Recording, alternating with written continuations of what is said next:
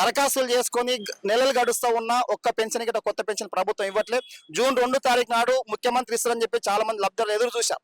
కానీ ముఖ్యమంత్రి మాట నిలబెట్టుకోలేడు, అబద్ధాలు మాట్లాడి వాళ్ళ పెన్షన్లు ఇవ్వకుండా నిర్లక్ష్యం చేశాడు. అందుకే ఇవాళ ఇక్కడ ధర్నా చేస్తా ఉన్నాం. సో రీసెంట్ గా చూసుకుంటే ఏదో ముఖ గుర్తింపు కేవైసీ అని చెప్పేసి కూడా కేవైసీ చేపిస్తున్నది ఈ మధ్యలో.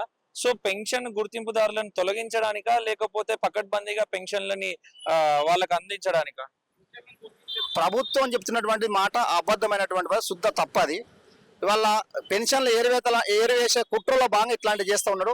రేవంత్ రెడ్డి ముఖ్యమంత్రి కాకంటే ముందు ఈ రాష్ట్రంలో 44 లక్షల మందికి పెన్షన్లు వస్తున్నాయి.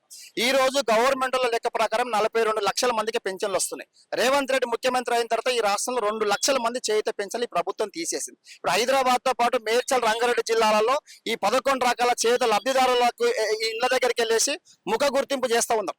వీళ్ళు నిజమైన వికలాంగులు లబ్ధిదారుల కాదని చెప్పి చేస్తూ ఉందాం. అట్లా చేయడం ద్వారా ఇవాళ ఆధార్ కార్డు కొన్ని సంవత్సరాల క్రితం తీసుకుందాం. ఇప్పుడు అప్పుడు ఆధార్ కార్డు ఉన్నటువంటి ఫోటోకి ఇప్పుడు ఫోటోకి సంబంధం ఉండదు. ఇవాళ ఫింగర్ ప్రింట్ తీసుకుంటారు. ఇవాళ చాలా మంది వృద్ధులు అయిపోయిన తర్వాత ఫింగర్ ప్రింట్స్ అరిగిపోయేటువంటి అవకాశం ఉంటుంది. అంటే ఇట్లాంటి టెక్నికల్ కారణాలతోటి పెన్షన్లని తగ్గించడం కోసం ఈ రాష్ట్ర ప్రభుత్వం కుట్ర చేస్తుంది తప్ప పకడ్బందీగా అమలు చేయడం కోసం మాత్రం చేయట్లని చెప్పేసి మేము భావిస్తా ఉన్నాం. అంటే వాళ్ళు గవర్నమెంట్ లో ఉన్న అధికారులు కానీ లేకపోతే గవర్నమెంట్ లో ఉన్న రాజకీయ నాయకులు కానీ మాట్లాడేది ఏంటంటే పెన్షన్లు పక్కదారి పట్టకుండా వాళ్ళ పేరు చెప్పి వేరే వాళ్ళు తీసుకోకుండానే ఇంత పకడ్బందీగా చేస్తున్నామని కూడా చెప్తున్నారు. ప్రభుత్వం ఇచ్చే 4016 రూపాయల కోసం ఎవరికి అక్కుర్తి పట్టేటువంటి అవకాశం ఉండదు. నిజంగానే ప్రభుత్వం అట్లా తప్పుదారి పట్టకుండా ఉండాలనుకుంటే అనేక రకాల గవర్నమెంట్ స్కీమ్స్ ఉన్నాయి. ఆ స్కీమ్లలో లక్షల కోట్ల రూపాయల కుంభకోణాలు జరుగుతూ ఉన్నాయి. అట్లాంటి వాటిని వాళ్ళు అరికట్టడం ద్వారా ఇవాళ అనేక మందికి పెన్షన్లు ఇవ్వడం కోసం అవకాశం ఉంటుంది, అనేక రకాల స్కీమ్స్ ఇవ్వడం కోసం అవకాశం ఉంటుంది. మేము అడుగుతున్నాం, రేవంత్ రెడ్డి ముఖ్యమంత్రి అయిన తర్వాత ఈ 30 నెలల కాలంలో ముఖ్యమంత్రి బొమ్మ ప్రచారం కోసం కోట్ల రూపాయల డబ్బుల్ని వాళ్ళ ప్రచారం కోసం ఉపయోగించింది. వాటి ద్వారా ఈ రాష్ట్రంలో ఉన్నటువంటి ప్రజలకు ఏమైనా ఉపయోగపడదని చెప్పి అడుగుతున్నాం. ఈ మధ్య జిల్లాలో అనేక మీటింగ్లు పెడతాను.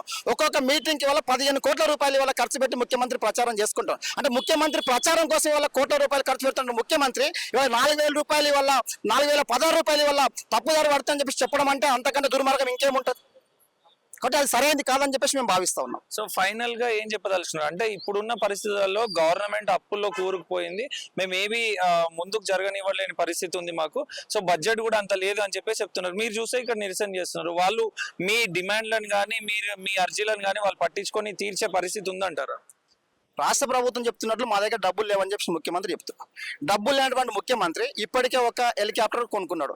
మళ్ళీ ఇంకొక హెలికాప్టర్ కొనాలనేటువంటి ఆలోచనలో రాష్ట్ర ప్రభుత్వం ఉందని చెప్పి పత్రికలలో వచ్చింది. ఇవాళ ముఖ్యమంత్రి బొమ్మ ప్రచారం కోసం అనేక రకాల కాంట్రాక్టర్లు కమిషన్ ఏవైతే వస్తున్నాయో వాటికి మాత్రమే ఈ ముఖ్యమంత్రి డబ్బులు ఖర్చు పెడతారు. నిజంగా డబ్బులు లేవంటే ముఖ్యమంత్రి రేవంత్ రెడ్డి ముఖ్యమంత్రి అయిన తర్వాత హైదరాబాద్ లో ఉన్నటువంటి ఫ్లైఓవర్లకు మొత్తం ఇవాళ కొత్తగా పెయింటింగ్ వేయించాడు.